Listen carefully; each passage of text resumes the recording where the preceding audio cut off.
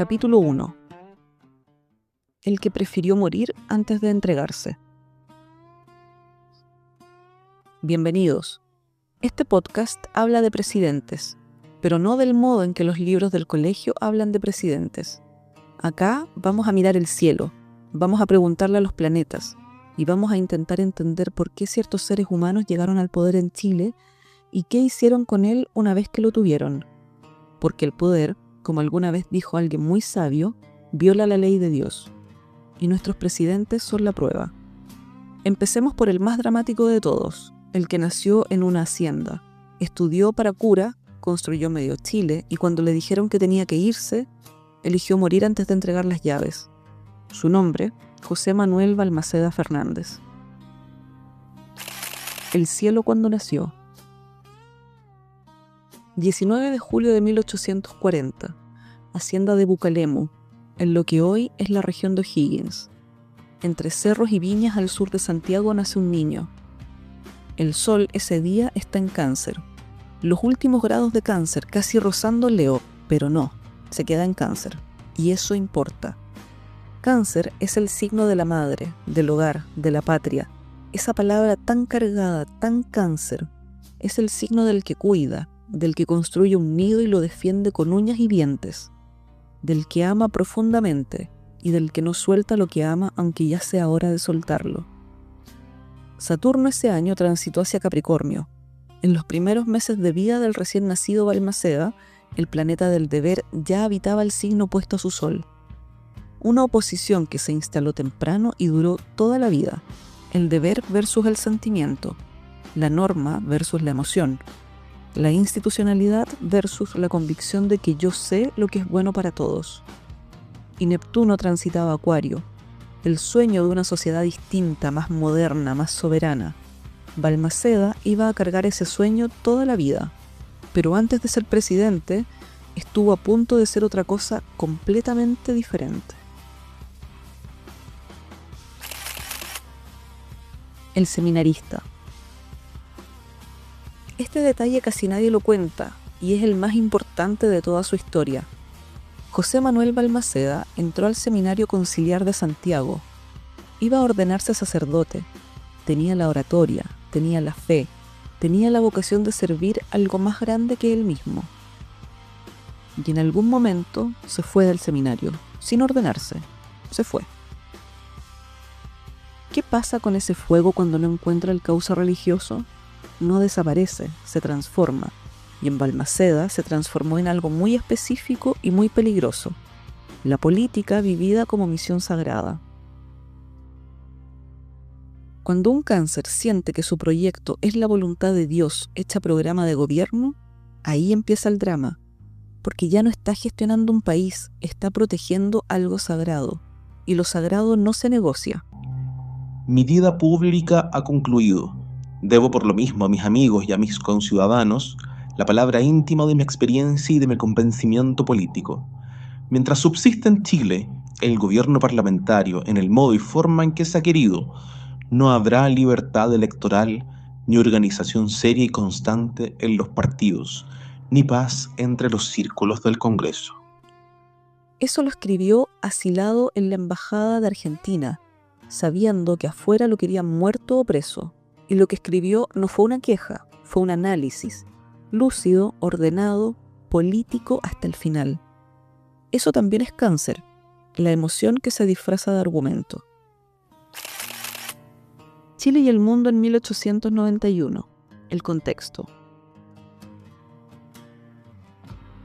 Saquemos el zoom, porque la astrología necesita historia para respirar y la historia necesita cielo para tener alma. 1891. Chile es el mayor productor de salitre del mundo. El 80% del nitrato que mueve la agricultura y los explosivos del planeta sale de nuestro norte. Eso es una riqueza brutal, y esa riqueza tiene dueños, que no son exactamente el Estado chileno. El inglés John Thomas North, apoyado el rey del salitre, controla gran parte de esa industria. La oligarquía criolla está asociada con él. El Congreso está lleno de personas con intereses en ese negocio.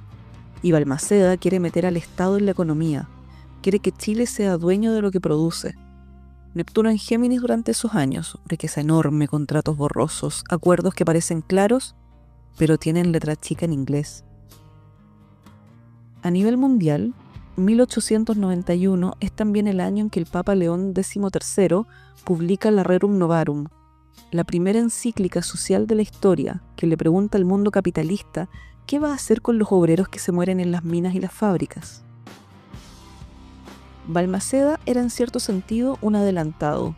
Quería un Estado que protegiera a los suyos antes de que eso tuviera nombre político. Un cáncer que llegó 40 años antes de su tiempo. La Guerra Civil. Enero de 1891. El Congreso y la Armada se sublevan. El ejército apoyaba a Balmaceda. Chile se parte en dos. Plutón transitaba Géminis. La dualidad convertida en guerra fratricida. Hermano contra hermano. Valparaíso contra Santiago. La Armada contra el ejército. El Chile del puerto contra el Chile de tierra adentro. 8 meses. 2 batallas decisivas. Concón y Placilla en agosto de 1891. Las tropas de Balmaceda son aplastadas. El 29 de agosto delega el manto y se asila en la embajada argentina, a pocas cuadras de la Moneda. Ahí espera. Sabe que si lo capturan lo van a fusilar, o algo peor, lo van a humillar. Escribe cartas a su madre. Escribe su testamento político. Lee los diarios que lo atacan con ferocidad. El 18 de septiembre de 1891, el día exacto en que vencía su mandato, escribió sus últimas cartas a su madre, a su esposa Emilia, a sus hermanos. Se despidió y al día siguiente, el 19 de septiembre, se pegó un tiro en la sien. Eligió morir presidente, no entregarse, no ser juzgado, no sobrevivir a lo que había sido. La recuerdo a cada momento. No puedo separarla de mi corazón. Desearía estar cerca de usted para darle la fuerza de ánimo que jamás me abandona. Un hombre que construyó hospitales, escuelas, puertos, ferrocarriles y en su último mes, escribiéndole a su mamá, cáncer hasta el final, hasta el último aliento. Lo que nos deja. ¿Qué hacemos con Balmaceda hoy? Porque su tumba en el Cementerio General de Santiago sigue recibiendo visitas.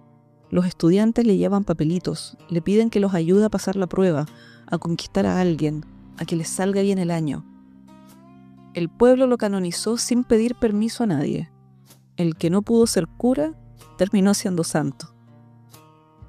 La astrología no nos dice si Balmaceda tenía razón o no. Eso lo puede discutir cada uno con su conciencia y con los historiadores que prefiera. Lo que sí nos dice es esto. Cáncer, en su sombra, confunde el proyecto personal con la misión colectiva. Siente que su hogar, su visión, su verdad son las de todos. Y cuando los demás no están de acuerdo, lo vive como traición. Balmaceda no pudo negociar, no pudo soltar, no pudo imaginar un Chile que siguiera existiendo sin él en el lugar que él creía que le correspondía. Pero al mismo tiempo construyó más que casi cualquier presidente del siglo XIX. Y murió con una coherencia total. Esperó que terminara su mandato, se despidió de los suyos y recién entonces se fue. La pregunta que nos deja no es si tenía razón. La pregunta es, ¿cuándo el apego a una visión deja de ser convicción y se convierte en ego que nos suelta? ¿Y cuándo ese ego ya no distingue entre el mismo y la patria que dice amar? José Manuel Balmaceda, nacido el 19 de julio de 1840 en Bucalemu, Sol en Cáncer. Murió el 19 de septiembre de 1891 en Santiago, con un disparo en la sien a los 51 años.